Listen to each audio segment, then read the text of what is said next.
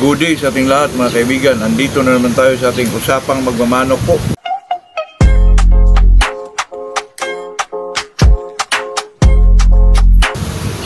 Bago tayo mag-umpisa mga kaibigan, ay shoutout muna tayo kay Marisa Ocana, Pipi Bato, Manny Visayas, at saka si Giovanni Kumita, Jiri Tusing.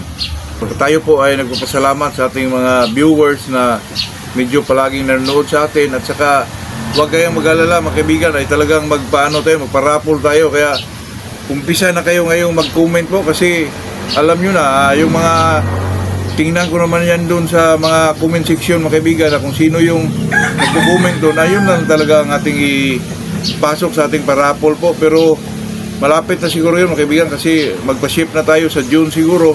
Kaya umpisa na kayo mag-comment po, kahit ano lang po. Tayo naman po ay marunong naman tayo umintindi mga kaibigan, kahit anong mga comment nyo dyan, anong mga tanong ba, talagang sasagutin natin, basta may kaalaman lang tayo dyan mga kaibigan. Tayo naman dito ay alam naman natin na tayo ay enjoyment lang, wala itong halong mga kaibigan, enjoyment lang talaga. Yung kahapon mga kaibigan, yung naitopic natin kahapon ay yung tungkol sa binimulak po. May nag-comment doon mga kaibigan na pwede ba daw yung from A to Zinc na kabigan, yung ano pong vitamins yun na Sintrom. Sa akin naman mga kaibigan, sa experience ko po, wala pa ako nakitang kabigan, tablita or kaplita man na medyo nagpapapigil sa dugo na tumatagas po, lalo na pag medyo may tama yung mga manok natin. Yun lang talaga binimulak mga kaibigan. Ang binumulak kasi talagang nakikita mo na talagang hindi tumatagas po, talagang pinipigilan yung dugo, yung pag marami ng sugat yun, talagang makaganti pa po yung manok natin dyan mga kaibigan. Totoo yan na tayo naman ay hindi naman tayo nagsasabi dito na hindi talaga natin na experience. At saka may nagsabi sa akin doon mga kaibigan na 3 days before the fight lang daw magbigay ng binimulak. Sa akin po hindi po siguro, kasi baka hindi pat matalab yung tablita doon mga kaibigan. Sa akin po may mga sa kung paano magbigay doon mga kaibigan. Inaano ko naman yan kahapon, pinakita ko naman yan kahapon kung paano magbigay, kasi dalawa yun, yung dry feeding at saka wet feeding po. Yun sa atin mga kaibigan ay talagang experience lang talaga mga kaibigan. Totoo yan, binimulak po. May isa din na mga kaibigan, wala talaga, binimulak lang talaga mga kaibigan, yung makapagpigil ng tagas ng dugo na siyang manok po. Ilang bisis ko yung ginagamit mga kaibigan, pero ngayon hindi na ako gumagamit pag lumalaban ako, kasi sa tingin ko naman ay kung ganun talaga pero kung gumagamit ka mga kaibigan, kung may duda ka dito sa vlog natin, gamitin mo po. Pwede nyo namang i-rewind yung kung paano ang estilo sa pagbigay mga kaibigan. Tayo naman dito ay depende lang naman yan, pwede namang hindi sundin, pwede namang hindi sundin, kasi depende na lang po sa inyo. Pero pag naniwala kayo, sundin nyo para makita nyo rin na yung totoo ba yung sinasabi natin. Itong pag-usapan natin sa araw na ito mga kaibigan ay ito lang pong napakasimple lang po. Kung bakit tayo kung maglagay tayo ng manok sa kulungan yung 3 days for the fight, bakit, ano ba ang dahilan, bakit takpan natin yung yung kulungan?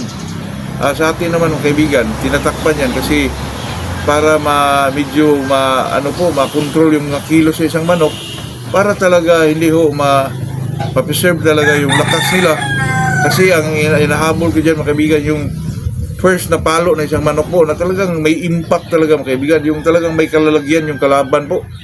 Yun ang sa akin lang yun mga kaibigan, na talagang takpan natin yung para malimitahan yung pagkikilos-kilos sila, para malikom talaga yung isang lakas ng isang manok.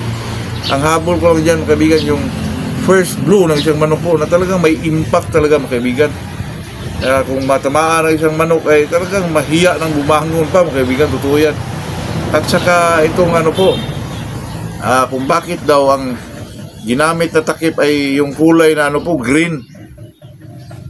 Alam niyo po mga kaibigan, sa pagkakaalam ko po, bakit green po ang kulay na ginawang pantakip po, kasi para makita na isang manok mga kaibigan. Kasi yung green kasi parang priskong-prisko po, parang sa nature ang kulay mga kaibigan. na makita na isang manok ay medyo parang lumamig yung pakiramdam ng isang manok po. Kung lagyan mo yan ng itim na ano dyan, itim, di dumidilim lang yung paligid, parang ano mga kaibigan, parang iba po.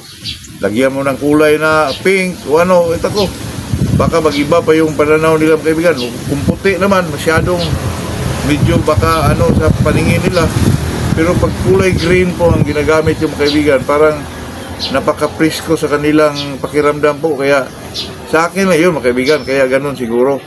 Yun lang ay pinakasimpleng bagay, pero sa sinasabi ko mga kaibigan na kahit gaano kaliit pa yan tungkol sa sabong ay pakialaman natin po yun para naman malalaman natin mga kaibigan. Ito naman sa atin ay bilang isang magmamanok, kailangan mo talagang pakialaman kahit gaano kaliit pa yung topic o gaano pa kakuha na informasyon na yan, para naman medyo mapunuan yung kaalaman natin tungkol sa pag-alaga ng manok po.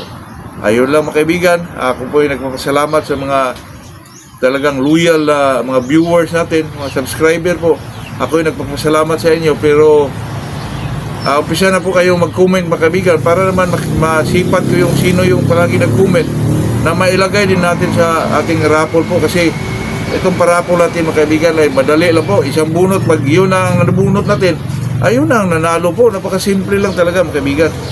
Kaya kayo ay, kung kayo nanonood man, mag-comment na kayo mga kaibigan para naman medyo malakip kayo sa ating paraffle mga kaibigan, kasi ito namang ating paraffle ay talaga namang yung talagang magagandang manok po, kasi para din binili nyo na rin yung mga kaibigan, kasi magbayad kayo ng shipping po, 3,000 kahit saang lugar po kayo mga kaibigan. Kaya mag-comment na kayo po. Good morning sa ating lahat po mga kaibigan.